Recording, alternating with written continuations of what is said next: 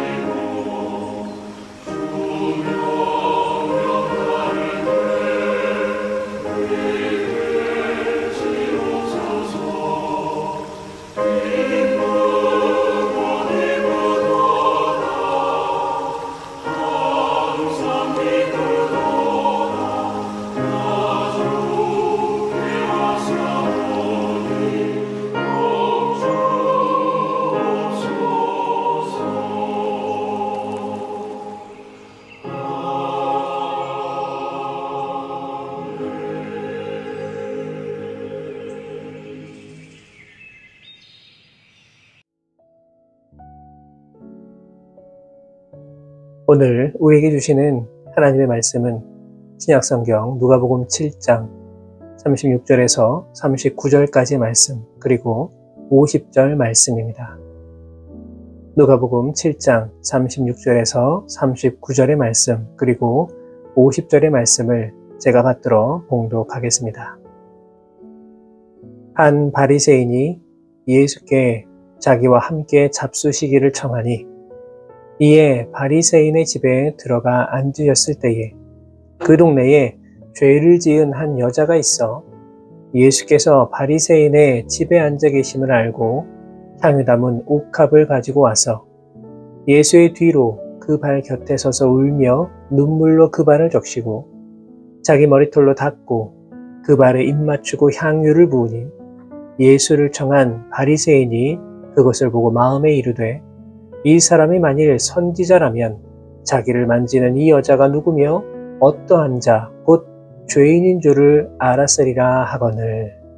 50절 말씀입니다.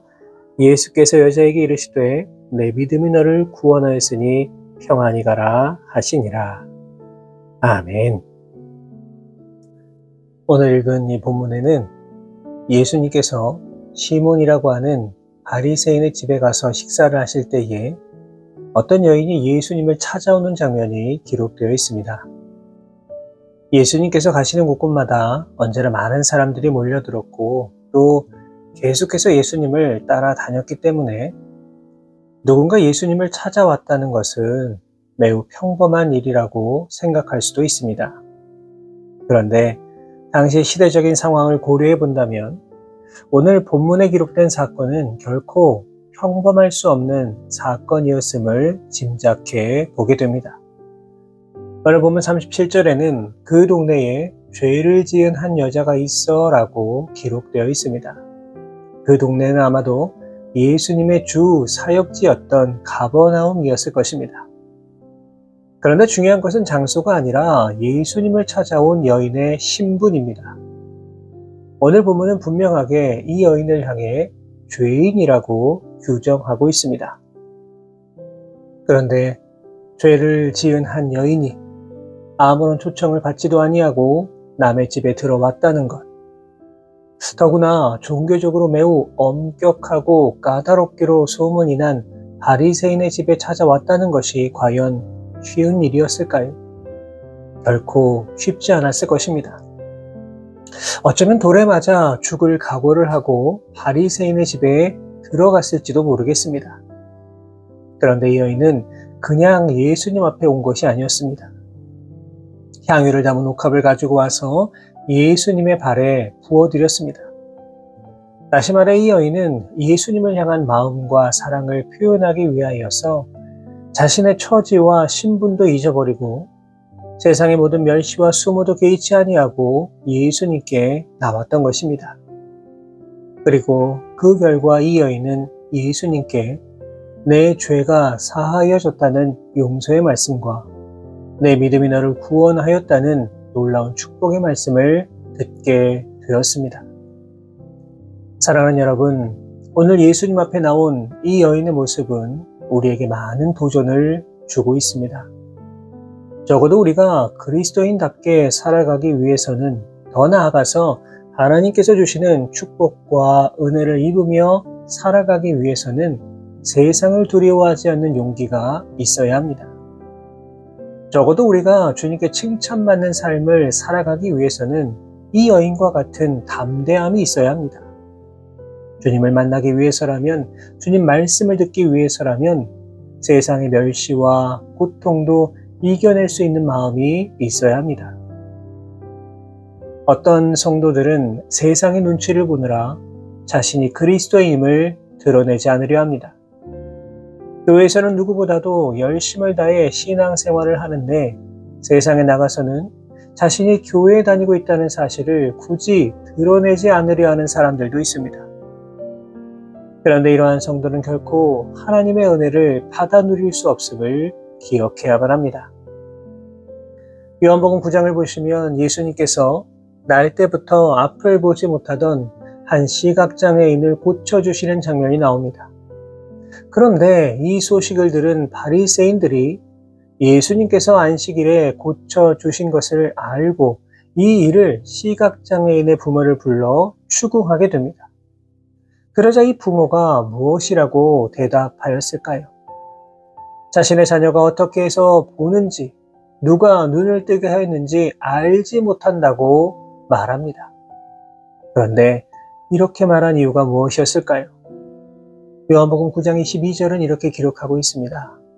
그 부모가 이렇게 말한 것은 이미 유대인들이 누구든지 예수를 그리스도로 시인하는 자는 출교하기로 결의하였으므로 그들을 무서워함이러라. 다시 말해서 분명한 은혜를 받았지만 엄청난 복을 누렸지만 세상이 무섭고 두려워서 그 사실을 숨겼다는 것입니다. 혹시라도 우리가 이러한 모습으로 이 세상을 살아가고 있는 것 아닙니까? 죽을 수밖에 없는 우리를 선택하셔서 하나님의 자녀로 삼아주시고 영생의 복을 허락해 주셨는데 혹시라도 이 분명한 사실을 세상 사람들의 시선 때문에 세상 사람들의 비난 때문에 자꾸만 숨기려고 하고 있는 것 혹시라도 아니십니까?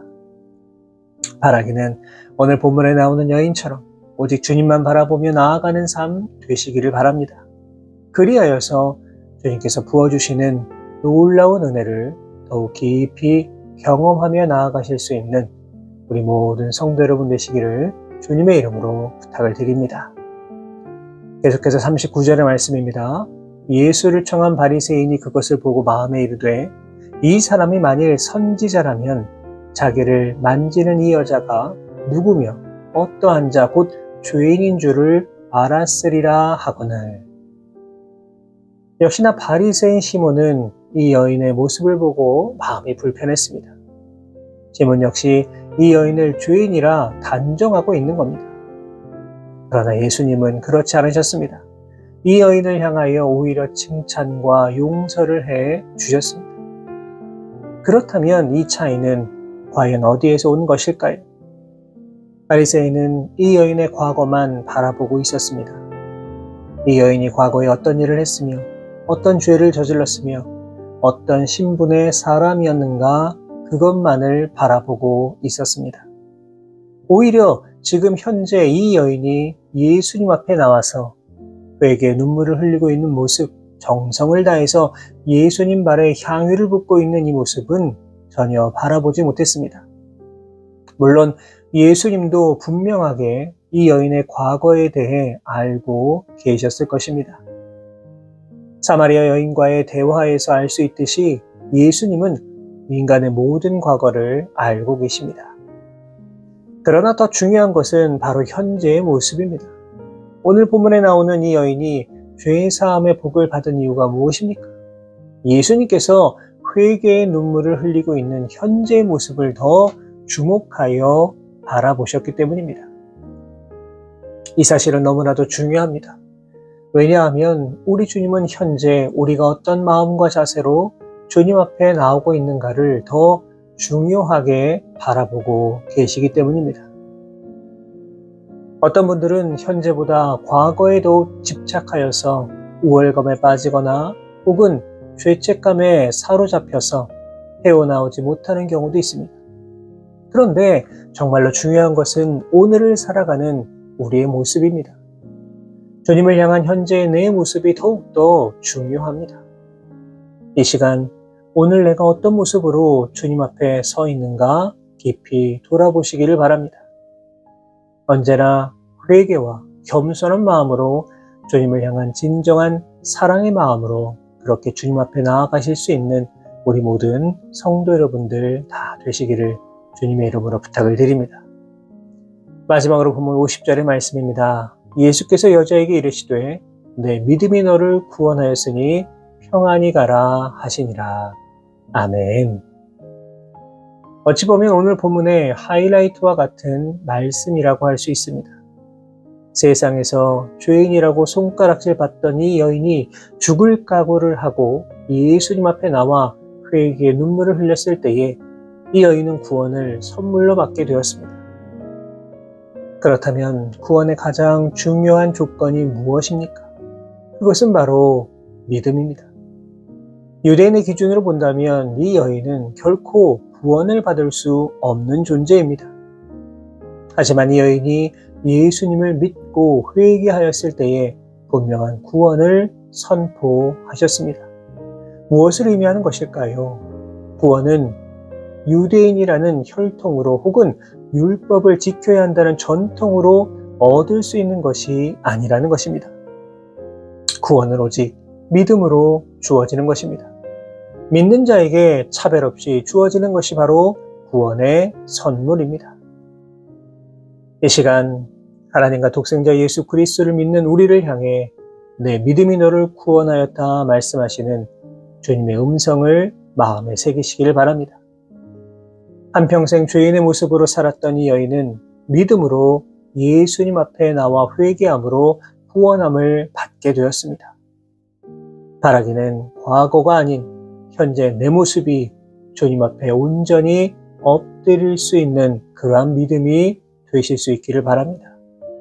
그리하여서 나를 향해 부어주시는 그 놀라운 구원의 역사를 마음 깊이 새기시고 주님께서 주시는 그 힘과 능력으로 그렇게 오늘 하루도 이 세상을 승리하며 살아가실 수 있는 우리 모든 성도 여러분 되시기를 주님의 이름으로 축원합니다. 기도하겠습니다. 하나님 감사합니다. 오늘도 우리에게 베풀어 주신 그 은혜로 하루를 살아갑니다. 나에게 허락하신 모든 것들이 하나님의 은혜임을 기억하며 살아가게 하시고 오늘도 우리의 삶의 자리에서 하나님께 영광 올려드리는 삶을 살아갈 수 있는 우리 모두가 되게 하여 주옵소서. 거룩하신 하나님, 오늘 주신 말씀을 통해 오늘을 살아가고 있는 우리들의 모습을 깊이 돌아보게 됩니다. 죄 많은 한 여인이 주님 앞에 나와 엎드려 회개하였을 때에 이 여인을 구원하여 주셨던 것처럼 이 시간 온전히 주님 앞에 엎드릴 수 있는 우리 모두가 되게 하여 주옵소서.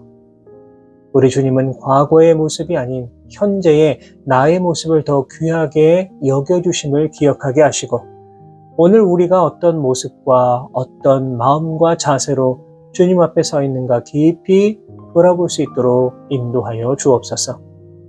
무엇보다 우리 주님을 향한 우리의 믿음이 더 굳건하게 하시고 믿음이 너를 구원하였다는 주님의 음성을 언제나 듣고 마음에 새기며 그렇게 이 땅을 살아갈 수 있는 우리 모두가 되게 하여 주옵소서.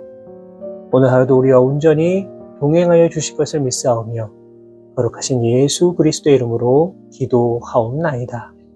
아멘.